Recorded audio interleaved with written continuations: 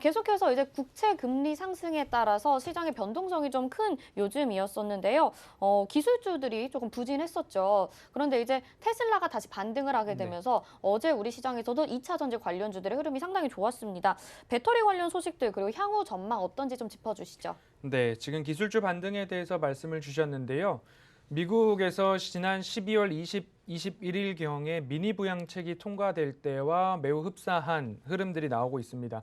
시장에 자금이 풀렸을 때에 정부의 지원금이 현금으로 지급됐을 때에 특히 이 부분이 소비 시장으로 바로 흘러 들어간다면 그렇게 가정을 해버린다면 인플레이션에 대한 우려를 다들 했었습니다.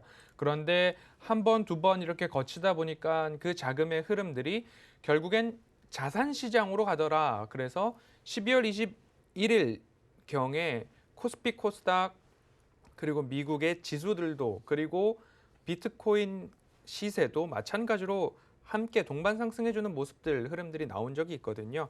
그렇기 때문에 기술주가 미국 국채 금리의 상승, 너무 급변하는 시장 속에서 매물 출회가 나와서 2, 3% 이상 하락했다가 다시 한번 하락폭을 만회할 만큼의 급등이 나왔다가 또 지지부진하다가 이제 바이든 대통령의 서명으로 인해서 다시 기술주들이 반등이 나오면서 우리 시장에서도 마찬가지로 성장주 위주의 기술주 반등이 나온 모습들이었습니다.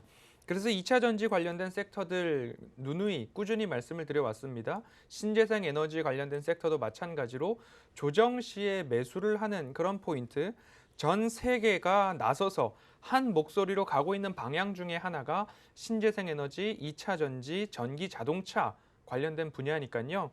꾸준하게 조정 시에 모아가는 전략 유효하다라고 다시 한번 말씀을 드리고 싶습니다. 그리고 또 한 가지는 너무 한 종목을 사기가 무섭다. 차트를 열어놓고 보니까 굉장히 급등해 있는 모습이다라고 했을 때에는 에너지 ETF나 2차 전지 ETF나 이런 쪽으로도 관심을 가지셔도 장기 투자 관점에서는 굉장히 매력도가 높다라고 다시 한번 반복해서 말씀을 드리고 싶습니다. 이제 2차 전지 시장에 대해서 좀 더 자세히 말씀을 드려보자면 국내 배터리 3사 모두 유럽에서부터 완성차 업체들이 이제 전기 자동차 비중을 늘리고 결국엔 2030년, 40년, 50년으로 갈수록 그 국가들마다 정해놓은 기한 안에 모두 내연기관은 철수하겠다. 거기에 따라서 생산조차도 하지 않겠다라는 이야기들이 오르락내리락 하고 있습니다. 그래서 배터리 3사도 유럽을 향한 공장 증설에 박차를 가하고 있는 모습인데요. 이렇게 배터리 공장 투자감 그리고 속도감 있게 진행되고 있습니다. LG 에너지 솔루션부터 살펴보자면 세계에서 배터리를 가장 많이 만드는 회사 그리고 배터리 용량 가장 많이 만들고 있는 생산 여력을 갖고 있는 모습이죠. 폴란드 법인 같은 경우에는 3공장 증설에 대한 발주가 이미 진행 중이다라는 소식 전해지고 있고요. 폴란드 공장만 봤을 때 연간 배터리 생산량이 70기가와트/시에 달한다라고 합니다. 그리고 3공장, 1, 2, 3공장 더 하고 한다면 연간 100기가와트/시까지도 생산량을 늘리고 있는 목표로 하고 있는 모습들입니다. 이렇게 한 가지 포인트. 배터리 업체들이 공장을 증설하고 설비를 추가하고 라인을 추가로 깐다라는 이야기의 포인트를 한번 맞춰보셨으면 좋겠고요. 두 번째로 SK이노베이션도 마찬가지입니다. 헝가리 공장에서 3공장 건설을 계획 중이다. 그래서 헝가리 법인에 1조 원에 가까운 투자를 집행하고 있다라는 뉴스들 보셨을 겁니다. 그리고 기존 1, 2 공장과는 조금 거리가 떨어져 있는 모습으로 현재 공장 증설이 이루어지고 있는데요. 완성차 업체 포드나 벤츠 이런 업체들과의 시너지를 위해서 그 업체들과 오히려 좀 더 가까운 곳으로 3공장을 고려한 그런 완성차 업체들과의 거리를 고려한 3공장 건설이다라고 읽혀지고 있고요.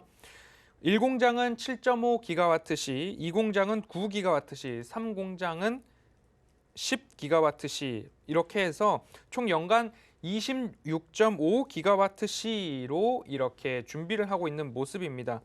국내 서산, 중국 창저우나 옌청, 방금 말씀드린 헝가리 1, 2, 3 공장을 모두 합한다라고 한다면 SK이노베이션 같은 경우에는 29.7기가와트/시가 연간 배터리 생산량으로 집계가 되고 있습니다. 2019년도에 총 배터리 생산량이 4.7기가와트시랑 비교해 봤을 때 6배 이상 성장했던 그런 모습으로 SK 이노베이션은 보시면 좋을 것 같고요. 삼성 SDI입니다. 삼성 SDI도 헝가리에 이제 공장 증설에 박차를 가하고 있고요. 삼성 SDI가 헝가리 법인에 1조 원 정도의 자금 투자를 하고 있는 거죠.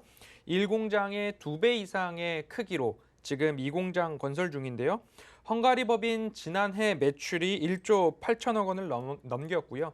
단기 순이익이 249억 원으로 이제 막 흑자 전환을 한 모습입니다.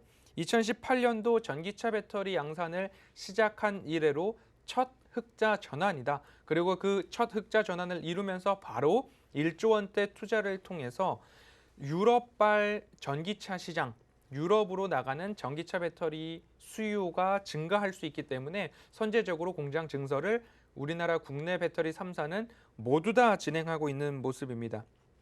모두 포인트가 공장 증설, 공장 신설, 장비 증설 쪽으로 나아가고 있는 모습인데요. 공장 증설에 참여하고 있는 업체들도 한번 유심히 살펴보시면 좋을 것 같습니다. 장비나 재료, 후방 산업이 될 텐데요. 에코프로비엠 같은 경우에 양극재 업체죠. 유럽 진출, 현지 공장 건설에 대한 검토가 진행 중이다. 그리고 에코프로도 마찬가지로 LG에너지솔루션 폴란드 공장에서 양극재 재활용 사업을 하겠다라는 이야기 보도되고 있습니다. 재료 부분에서는 포스코 케미칼, LNF, 대주전자재료, 첨보, 그리고 동아일렉트로라이트, 솔브레인 등이 꼽히고 있는 모습이고요. 그리고 장비 같은 경우에는 TSI, 윤성 FNC, 제일기공, PNT, CIS, 나인테크, 풍산시스템, 엠플러스, 상장 비상장 기업들 다 속해 있는데요.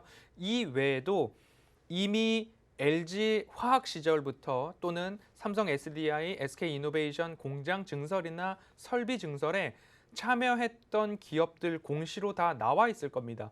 한번 협업을 했던 기업들 쉽게 자르지 않고 꾸준하게 발맞추어서 더 속도감 있게 공장 증설과 신설을 해야 되는 때이기 때문에 그 기업들도 하나하나 꼼꼼히 공부해 보신다면 앞으로 매출과 실적, 성장성 함께 가져갈 수 있는 섹터다.